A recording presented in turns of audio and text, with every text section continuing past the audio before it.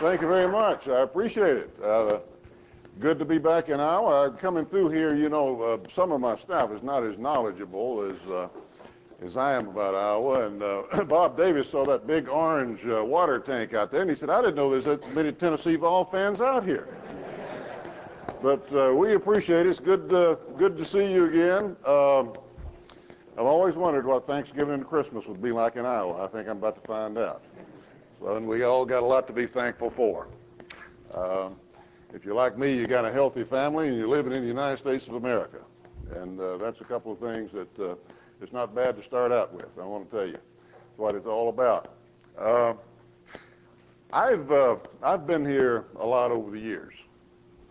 I've always thought that the principles of the Republican Party were not only good for our party, but good for our country. And based on that, I always tried to do what I could to help. So I was out here for a fellow by the name of Jim Nussel, a fellow by the name of Jim Lightfoot.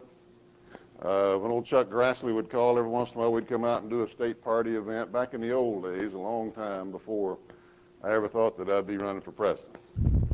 But now, of course, we're here in a little bit of a different set of circumstances, because destiny has placed in the hands of the people of Iowa a very important decision.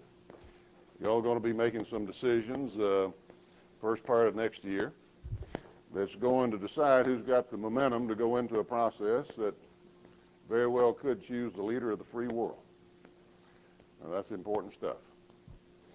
And naturally, you've got the deluge of candidates and money and promises and television ads and all the things that go with it.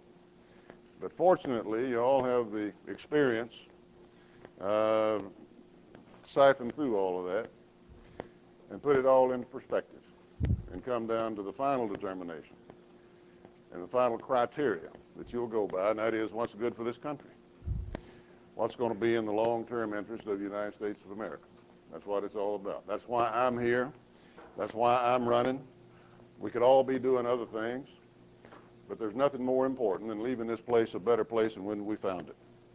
And to me, that's what it's all about. As I look around my house and I think about my own kids and grandkids and the fortunate circumstances that I found myself growing up in, with parents from very humble beginnings, but the best folks in the world, and let a small town boy from Tennessee do a lot of interesting and promising things, I had to ask myself, is it time for me to give something back to my country that I love so much? Am I at my highest and best use? Can my country use me again?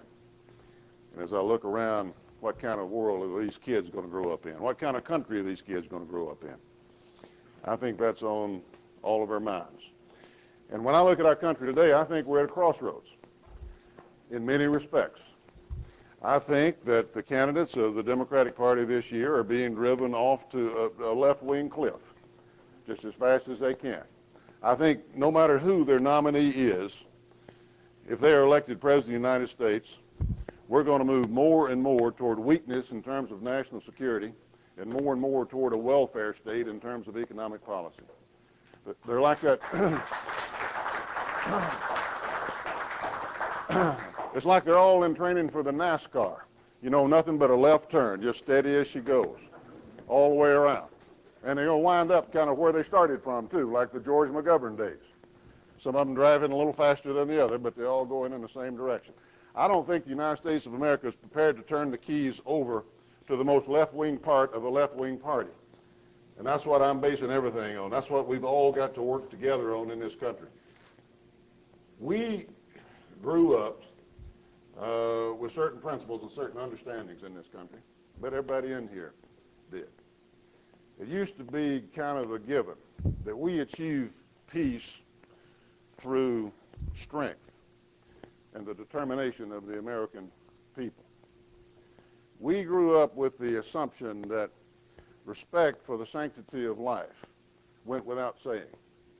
We grew up with the assumption that respect for the law and respect for the rule of law should go without saying. We understood the benefits of a market economy and what free people could do interacting freely with each other in an economy like that. We grew up believe in trade with other nations, because we always knew that we made more and grew more things better than anybody else in the world. And at the end of the day, this is going to work to our benefit and work for the benefit of everybody that we traded with. And we saw that work for us. And we saw that anybody who emulated us, it worked for them, because we had a country that believed in those principles and believed that it wasn't right to tax and spend your folks to death and sap the very thing that made us Americans out of us, in a country where a country boy, a small town boy or girl, if they followed the rules, knew that they had a pretty decent chance of achieving the American dream. And it just left us with the freest, most powerful, most prosperous nation in the history of the world. And it didn't leave us with just a great nation. It left us with a good nation, because we're living in a country that has produced people that have sacrificed more blood for the freedom of other people around the world than all the other countries combined. And that makes us good.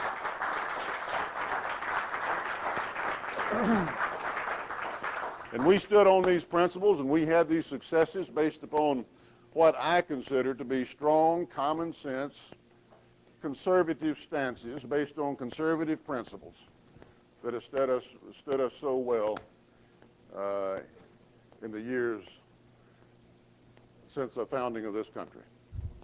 We have to ask ourselves, of course, how do those principles apply today? Every generation's got its own set of issues to deal with, and every era has got its own problems to overcome. Well, I'll mention a few what I think it means. What I think the application of those principles today are: number one, means a recognition that this country is going to have to do everything that it possibly can and everything that it has to do to defend itself. Our memories are too short. There are too many of us that don't realize that we're in a global conflict right now.